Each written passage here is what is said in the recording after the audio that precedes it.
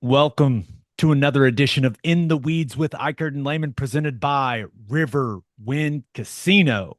Riverwind is Oklahoma City's premier casino experience, and there are so many reasons why Riverwind is consistently voted the OKC Metro's number one casino. But it all starts with their amazing variety of gaming thrills and excitement. Riverwind's beautiful award-winning environment plays host to more than 2,800 of the latest electronic games, with a huge selection of table games, including blackjack match roulette, and Teddy's favorite, craps. No matter what your game, Riverwind has it in spades and hearts. And to learn more about their gaming promotions and entertainment options, all you got to do is visit riverwind.com. Riverwind Casino, good times, great rewards. Please make sure you're subscribed to our YouTube channel if you aren't already. And of course, if you love the In the Weeds content, give us a super thanks down this way. Ted, how about we take a look at a couple of plays from South Carolina heading into Saturday as they're coming to Norman? Let's do it. There's plenty of good stuff from this Alabama game. So let's take a look at a play from South Carolina's offense. And this is actually a play that Oklahoma's offense runs. It is just QB GT counter read. And if that sounds a little complicated, that's because there's a lot of moving parts A lot of to moving this parts. lot of moving parts to this play. So they're running it into the boundary here. So in GT counter, you're going to leave two for the pullers, right? You're going to leave the end man on the line of scrimmage and you're going to leave this guy. So you're leaving those two for the pullers. The front side double team will then go to the next guy. So you've got this guard and this tackle. A lot of people call that a deuce block going to this front side backer for Bama. You've got your center blocking back, and then you've got your guard pulling around for number one. Usually you're the kick out puller if you're first on counter, and then your tackle pulling around, kind of wrapping for number two. This end man on the line of scrimmage, you are reading him to see what he does. The way that South Carolina is doing it is they are getting this outside track for the back. They're arcing this tight end to this inside backer, or probably to the first alley defender that shows, and they are reading that defensive end. If he goes up the field or looks like he's going with the back kind of on that track, you pull it, and the quarterback's running the counter back into the boundary. If he stands flat footed, you're handing it to the back, and he's winning with speed here on the sweep, just trying to get outside of the defense. Now, Ted, I'm not sure LaNorris Sellers makes the proper read here, but he keeps the football. Yep. With how that defensive end, he's standing flat footed there at the line of scrimmage. If he handed it, I think it would be a good play. But he doesn't, and they block it up pretty well, man. I mean, Well, there's green grass. yeah. And this is a tough play. If you go all the way back to the very beginning and just freeze it right there.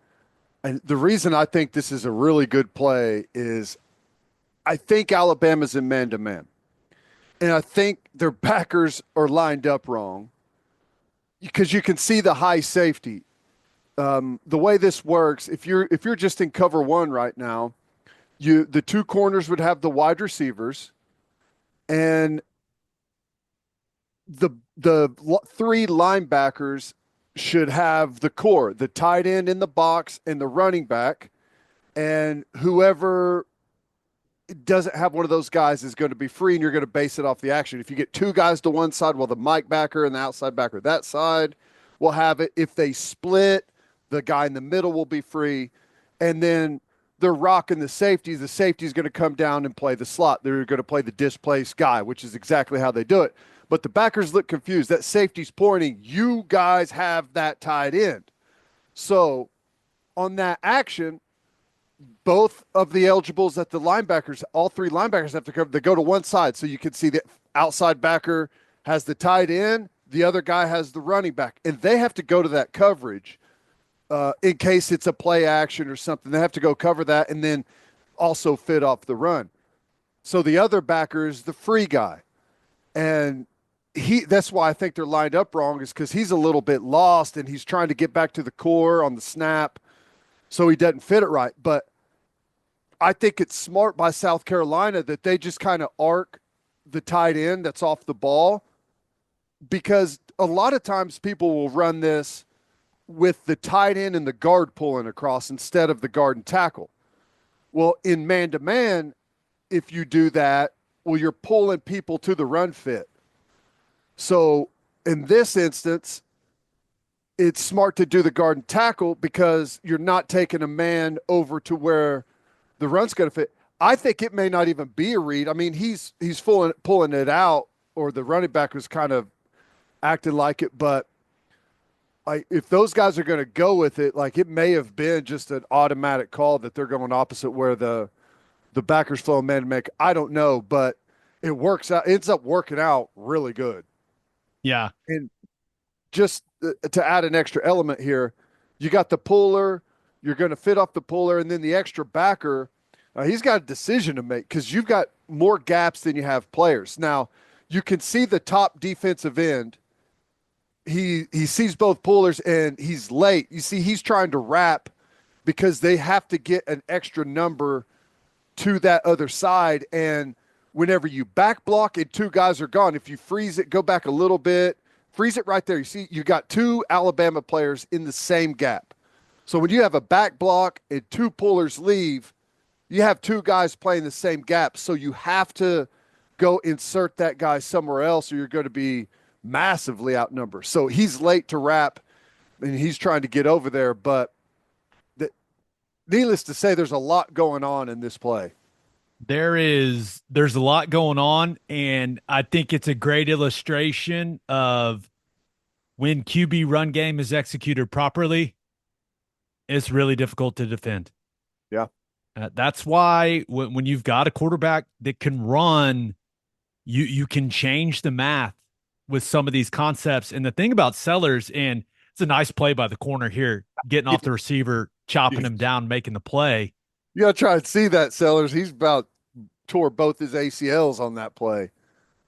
That is, he has an interesting build to him. Not a super tall guy. I feel like every guy that's somewhat short and thick, everyone compares him to Russell Wilson. I feel like that's the default. But he really does physically. He looks like Russell Wilson when he was in college. Yeah. I mean, he's a thick built guy. Just ask number one. I don't think that felt. Hold on, let's go back. Ooh. Oh, I don't think that felt very good. Is he going to take a knee to the side of the head here? I don't think so. I think this is straight. Oh, right above the hip. Yeah, that's. But painful. You can see. I mean, Sellers is a well built guy. Mm-hmm. So he's not afraid of contact, but that's a nice play from Bama's corner coming in there, chopping him down. He pays the price, but it is this play. I think it shows some of the intricacies of what South Carolina is going to throw at OU's defense on Saturday. In the preview episode, we talked about some of the triple option type things that they do. But if Sellers is going to run the football, they are going to have an extra hat in the blocking scheme, and guys are going to have to get off blocks, just like this corner from Bama. Like, you have to win your individual battles, get off blocks, and make plays for minimal gains. Yeah, and you don't see teams like, if you've got a dangerous runner at quarterback, most teams really pare back the man-to-man stuff because you can see how it messes with the fit here. But also whenever you're covering guys downfield and the quarterback breaks contain, you've got guys scrambled all over the field. So zone helps a lot just to spread the net, and you've got some better spacing across if he is going to pull it. And one of the things that I really like about this play, if you go back to the beginning, the wide angle of the back, like if he was to give it right there, this play is going to hit outside the numbers or outside the hash, probably at the top of the numbers is where that play is going to hit. And look where LaNorris Sellers ends up. He ends up outside the numbers on the other side. So you got the entire field that you have to defend. Yeah, I still think, and I'm with you. Maybe it's not a read, but if he just hands it to the back, there's a lot of green grass out there. Yeah. And if you want to say, well, hey, maybe this guy runs him down, on this angle. Well, then you need a faster running back.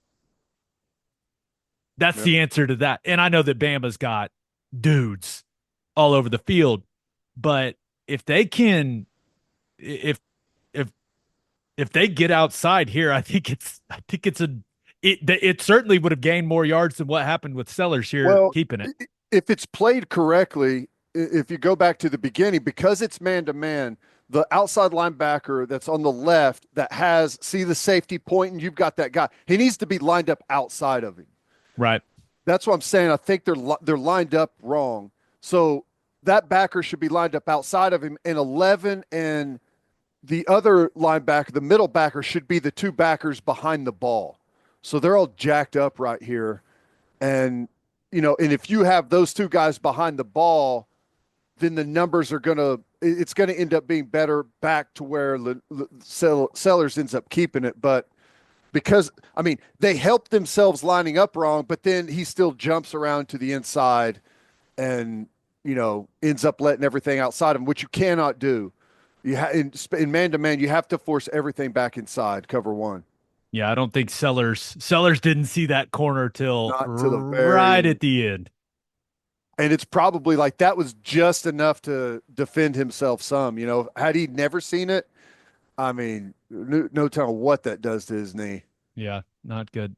And he's the guy, remember, it seems like he's back to near 100%, but still that ankle injury wasn't that long ago. Ooh, yeah. Knee straight to the hip. Can't imagine that felt very He good. doesn't look like he's taped up extra, does he, on his feet? No, on the ankles. No, Yeah. he's got the double spat going. So maybe he is. Maybe he's as close to 100% as you could be at this He's point in the as season. upside down as you can get right there, pretty much. The ref does not. Shout out to the ref. No reaction at all. Like no facial expression. Seen it 100 times. No surprise. Ooh, I got a question, Ted. Yeah. What do I got to do to get you in some of these shorts? Ooh, I don't know about that. What about these ones? What about these white ones right here? What do you think? I don't know about either one of those. Yeah, we're examining men's shorts. What's up? This is what you get everything on In the Weeds. Hey, look at that though. Look how nice and clean that sideline is. There's not 750 people down there like there was at the Cotton Bowl. Anything else on the play? Nope. I think All that's right, let's move on to a defensive play for South Carolina. Burst. All you tailgaters, listen up. We are now officially in the premium conference of college football, and you expect a premium product on the field and on the grill. That's why you need Didier Ranch's steak burgers to take your tailgate to the next level. Proudly raised in Oklahoma for over 120 years, premium beef this good is hard to come by. Go to DidierRanch.com. That's DIDIER ranch.com. Use promo code Oklahoma15 for 15% off your order. Didier Ranch. Tradition plays better and tastes better. So looking at this play, we're looking at a very similar play from Alabama, and they're running against South Carolina's defense. So they're going to run counter read.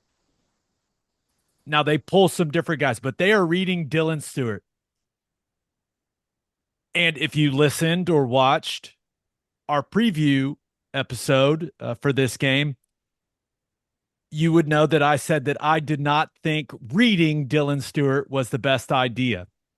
And I just want to quickly show you guys before we go through the intricacies of this play, just quickly show you why I said that. Oh my gosh.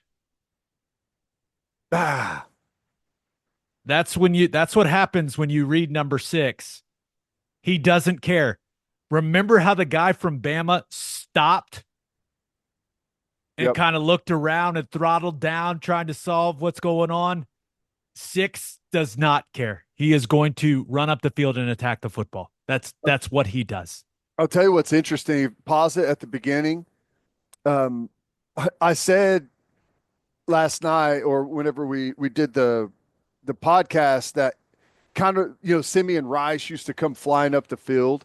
And if anyone remembers the stance that Simeon Rice used to get in, he was like almost like laying down on the ground, like sprinter stance. And if you look at that stance right there, you can't do a whole lot of reading. He's so heavy on his front hand. Like all you can really do is come flying up the field out of that stance. So that's something to look for. You think the Bama running back wants him to call this play again? Yeah, he doesn't even have a chance to defend himself. It's just like, That's one where you walk to the sideline, you say, "Hey, coach, uh, maybe something else." yeah. It's So like when that play comes in, all the running backs are tapping the helmet trying to get a substitute coming in. no kidding. So what they've got going here is it's counter read. So they're reading Dylan Stewart, number 6. They're actually doing it a little different. They're pulling the center. Now we have not seen Oklahoma do that. I don't think we've seen them do it all season, but they're pulling the center. This guard has the down block. They're kind of double teaming to this backside backer. And then their 2 pullers are center as the first puller, and then this backside tackle as the second puller, as the wrap puller. They're leaving these 2, right? 1 and 2 for the pullers. And this backside guard is just what you call it reach and hinge, right? Just securing that gap. And then this tight end is arcing to block whatever shows up here out in the alley. So it's very similar to the play that we looked at from South Carolina. The difference is Jalen Milroe is just an absolute freak. I mean, his ability to accelerate, and they had it up well, Ted, but he is just a massive, fantastic athlete. Yeah. He looks good running, doesn't he? Yeah, he's Good block. fantastic. But 57 looks good out there in space too. yeah, tackle All coming over. around, finding work, picks off a safety. But I talked a lot about on the preview episode, a lot about why I thought counter was a good play against South Carolina. And I think this is a great illustration. Look at this defensive end. And that's not Dylan Stewart. That's not Kyle Kennard. But this is kind of what they all do as a group at the edge spot. They run up the field. They run up the field and look at the natural space that creates for the second puller and just for the counter concept as a whole. I mean, that is, in the world of counter, that is a massive, massive space. And it just comes naturally because their edge players get up the field. Now, you have to know that they're going to get up the field, and you have to take a different course as a puller than you're used to taking. But counter should be good against this football team because of the natural hold that is created from their edge guys running up the field, Ted. Yeah, and you hear me talk about it all the time. If you're a edge player, a contained player, you can't come flying up the field because you no longer contain. So whenever the defensive end comes that far up, well, yeah, it comes inside of him, but only for a moment. It's inside and it's all the way back out again. We have no contain on this play. He can go outside for as far as he wants. And you're right. It's a great way to take advantage of that. And you should be able to scheme up several things that can take advantage of those guys flying up the field like that. One other thing I'm going to point out, the guy that's in the slot to the field for Bama, look at what a nice job he does coming and digging this safety out and then just fighting and holding on as a blocker. Look at him control him. And then let go at the right time, right? Let go. Right Wait, ball's gone. Ball's gone. He sees him, let him go. Yep. If you hold that left shoulder or your left arm a little bit too long and he turns and gives you one of those, here comes the flag. Ted, do you think number 7's going to be able to get Milrow here? Some Uh, information. 7, listed at 6'3", 230 pounds. that's a big safety. Yes, it's the biggest safety on planet Earth, basically. And I think it's a fast safety too, looking like. I mean, look at this guy, 6'3", 230, and Miller was like, no thanks. I He mean, goes, what is that? What? No thanks. I will. I'm gonna go ahead and scoot over here. What are you doing back here? Milrow's a big dude and he makes him look small right there. Yeah, look at 7. That is that is that's a large safety. Look at that guy. Yep. I mean, That's what you want Milrow, him to he look listed like. it. He's 6'2", 230. Isn't that what he's listed at? Yeah, I think we just have a little like Milrow. It's a little foreground background situation here Yeah. as far as perspective and perception, but that is that's what you want your safeties to look like. My goodness. Yep. It's a big dude. Counter, a lot of counter A on lot this of count. episode of In the Weeds. Yep. But I think counter can be a good play for Oklahoma in this football game. They have to take advantage of the fact that those edge players from South Carolina get up the field. But if you're reading number 6 in any concept, head on a swivel, boys. Head on a swivel. Yep. Please make sure you are subscribed to our YouTube channel. If you really like this, you can show us some super thanks down this way. Other than that, we'll see you next time right here on In the Weeds.